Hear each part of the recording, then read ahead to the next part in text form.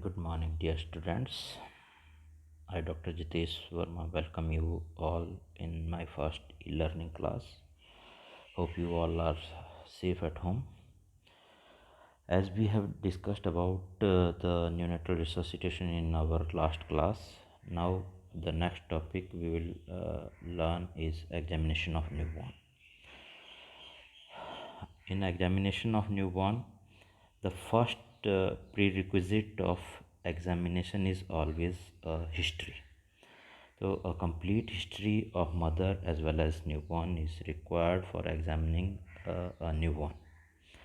Fetal events are the past history of newborn, and in other histories we require family history, maternal history, perinatal history.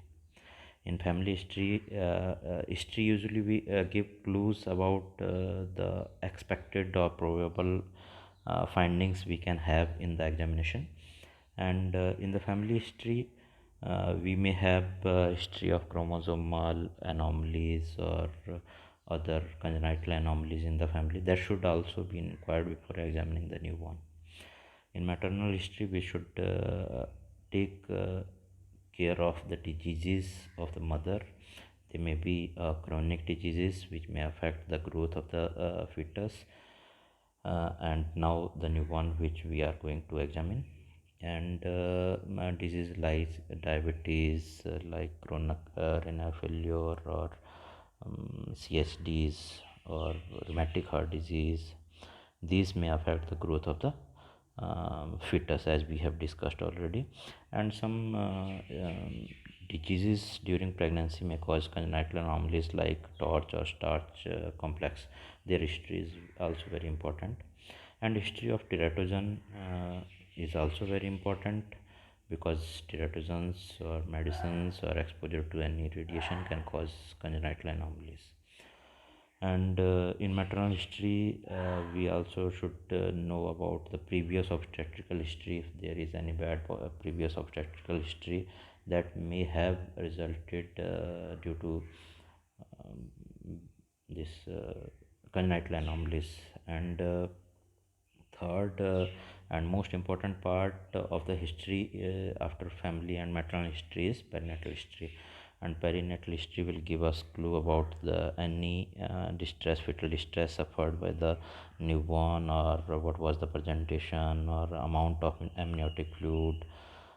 This type of history should also be inquired before examining a newborn. Now in the setting for examination, what are the essential things for examination is that we should examine the newborn in a warm comfortable room, and we should completely undress the baby should be placed on a flat top, and this flat top should be at a very ideal height for examiners. And when to examine, what is the timing of examination. So usually we do we stress on 3 examinations. Usually we will approach the duo of mother and baby twice daily, or maybe thrice daily as per the need, but the thorough examination usually we do at 3 points, and it is at the birth, which may be designated as in the labor room. And second examination is a first day examination, or it is also called as 24 hours examination. And third examination is at the time of discharge. Then we will discuss these examination one by one. In examination of labor room, what is to be assessed, mean the examination is done to assess whether the child is breathing normally, have the lung taken over the function of respiration from the placenta, have the lung expanded or not. First of all, this is the main purpose of examination.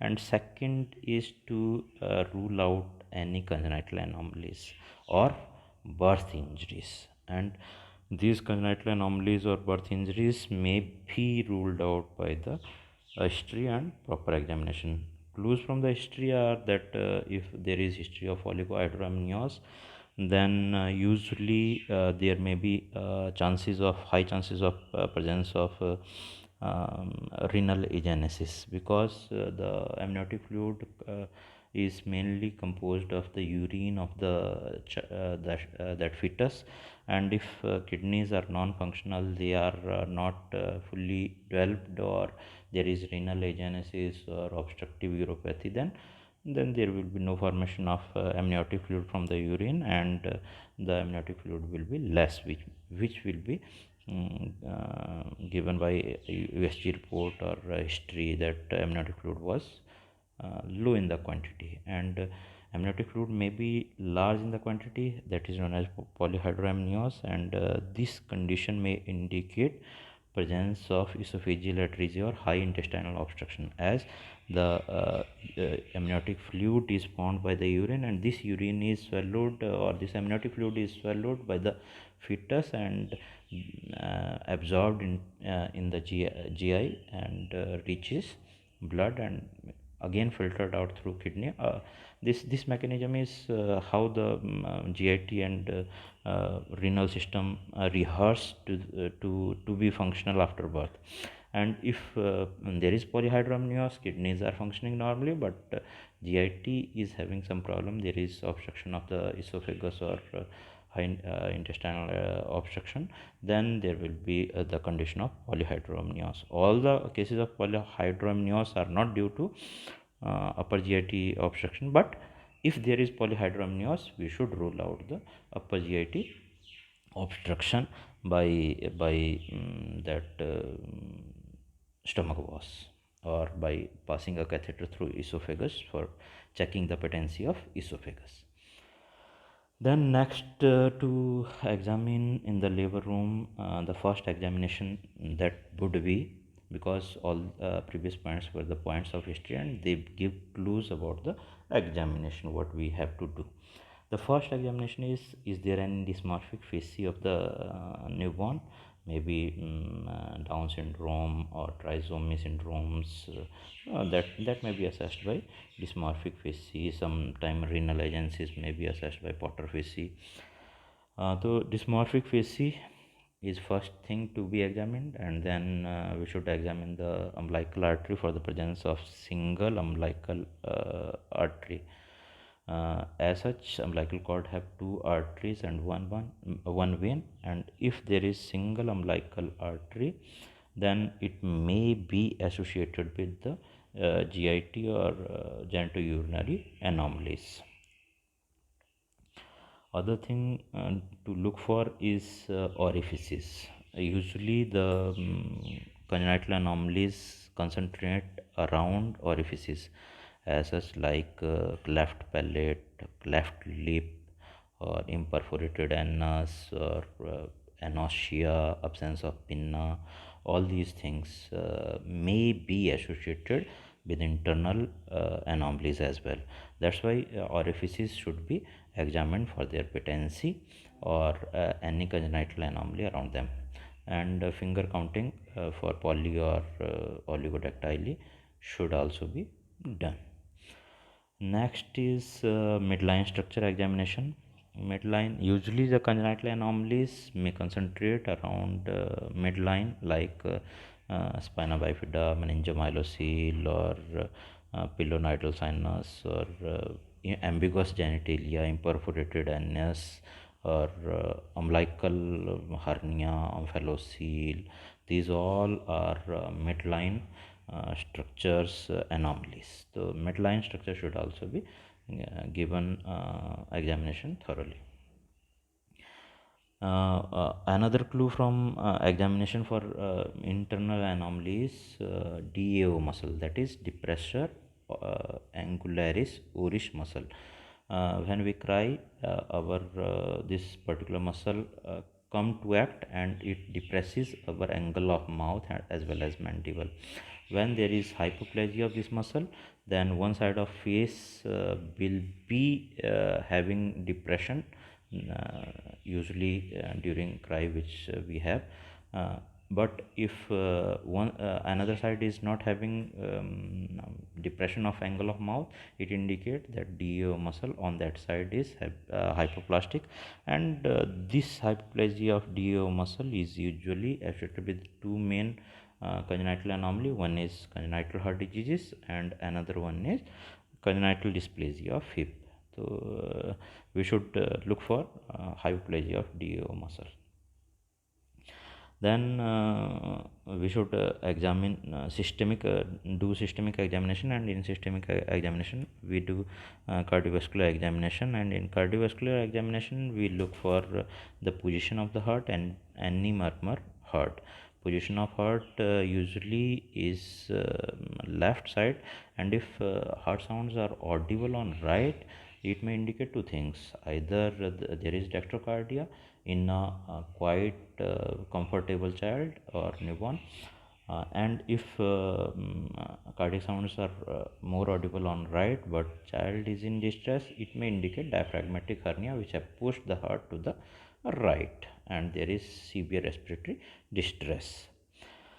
And last, we should give palpation or examination of the abdomen for any masses, because abdominal masses may be found in this obstructive uropathy or Bilham's tumor. So we should palpate the abdomen for any tumors. And one of the most important thing in the labor room examination is the birth weight, because small for that babies are having 10 to 20 times more incidence of having these congenital anomalies. And second one is gestational age. Preterms are at more risk of having congenital anomalies than term. Birth weight may be examined on the weighing scale present in labor room, and regarding gestational age estimation we will discuss it in a totally separate class. Then second time of examination is examination at the time of first day examination, that is at 24 hours. And purpose of this examination is basically for doing some measurements and look for any overlooked anomalies which may have missed at the time of birth, and assess the feeding behavior of the newborn, and also assess the onset of the jaundice. These 3-4 things we should look at the time of examination at 24 hours, and we should took history of feeding from the mother. Is there any problem? Was there any frothing or vomiting after feeding, or was there any respiratory distress associated with the feeding, which may indicate there is tracheoesophageal fistula. And we should also inquire about passes of urine as well as stool. First of all, in the examination at the 24 hours we do vitals, and in vitals we all know that we should assess respiratory rate, and pulse rate, as we have previously discussed, are double to the adults. That is, respiratory rate should be around 40 and heart rate should be around 140, that is double to the adults, and BP is just half of the adult.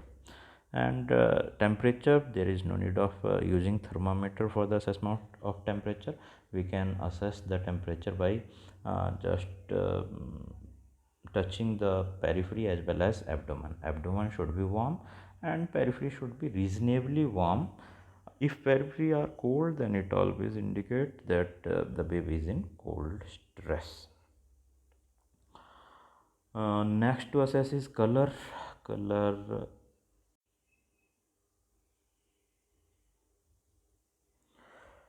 In color, newborn babies are usually pink. If there is icterus or ileus discoloration, cyanosis or pale color, we should look for the etiology. And we should also examine about activity, how the baby have maintained the posture, baby's limb movements, alertness, and overall activity including feeding should be assessed. Then we should go for thorough examination from head to toe, and anthropometric measurement. In anthropometric measurement, we usually do head circumference, and head circumference should be done after 24 hours, at least completion of 24 hours, because any capute should be should have regressed before taking this head circumference.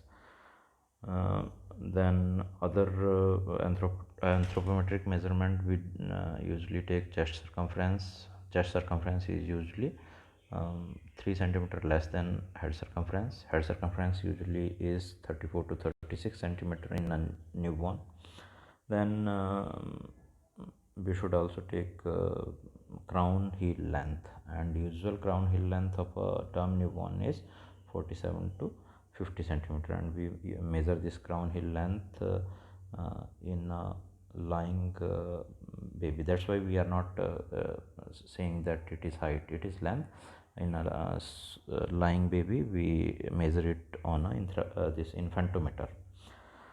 Then after measurements, we should look for any finding from head to toe.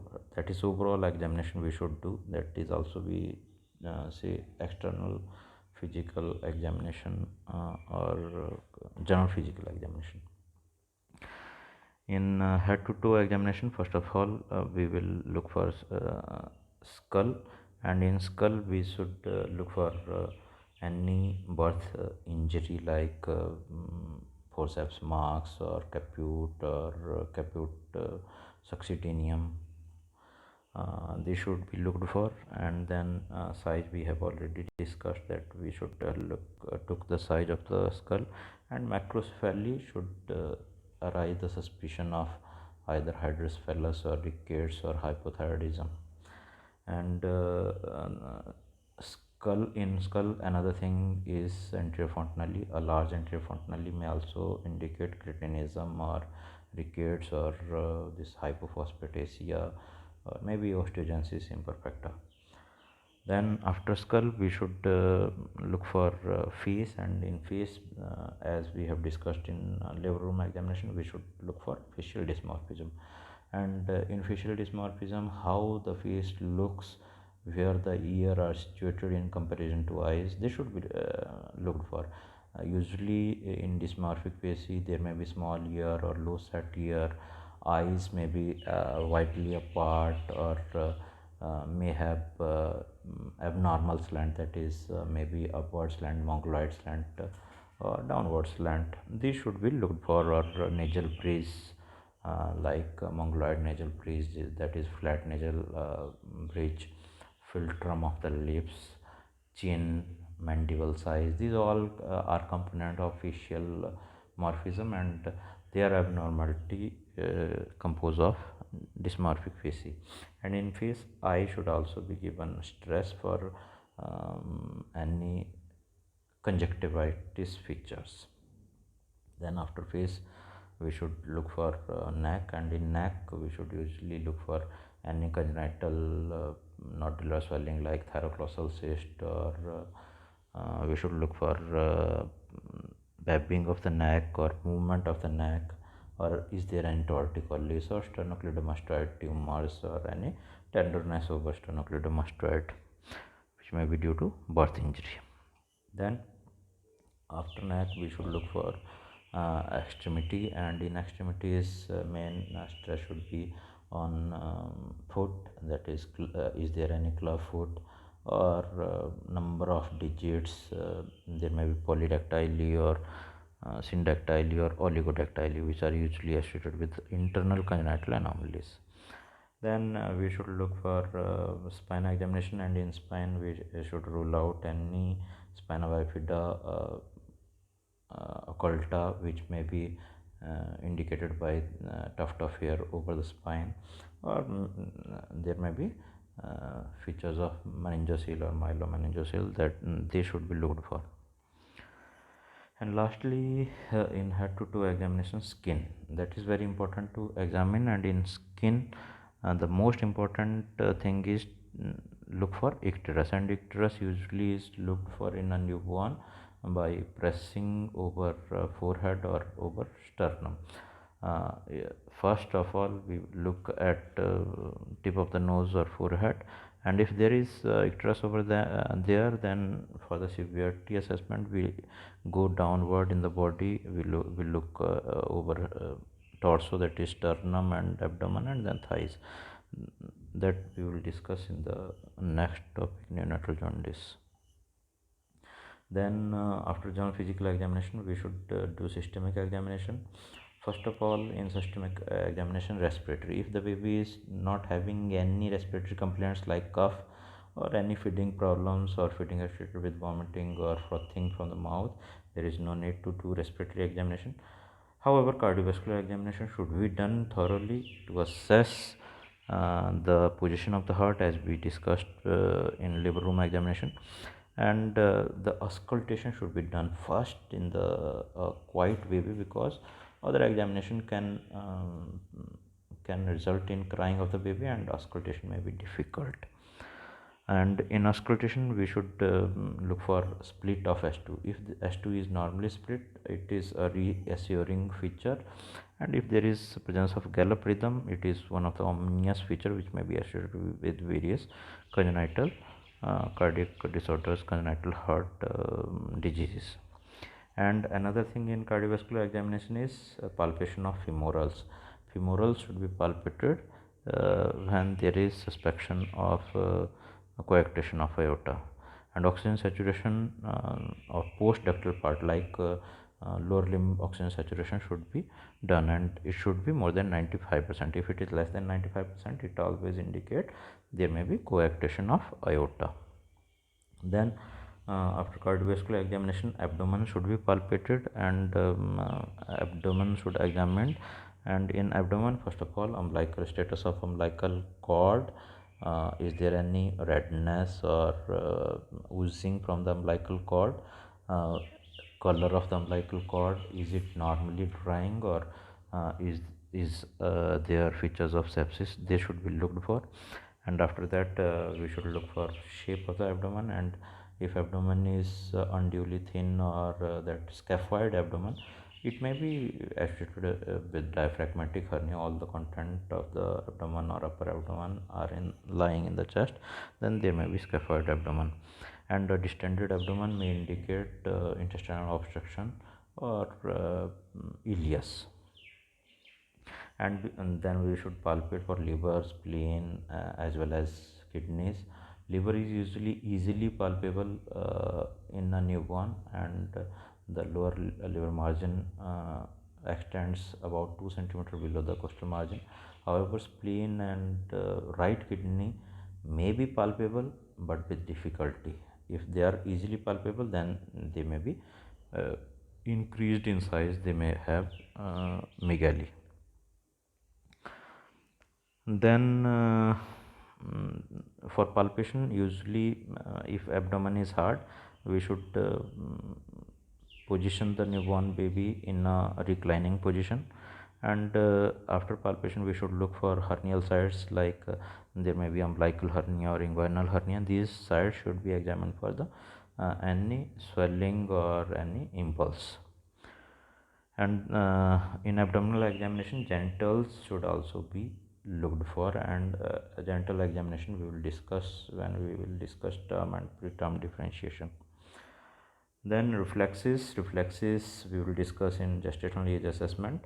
And if the baby is healthy, is active, is alert, there is no need of examination of reflexes as a routine. Then last examination and most important is hip examination. Hip examination at 24 hours is very important when there is high suspicion of congenital dysplasia of hip. And congenital dysplasia of hip is usually associated with the first female born child, female child born first in order and through breech presentation. These are three main risk factors for congenital dislocation or dysplasia of the hip.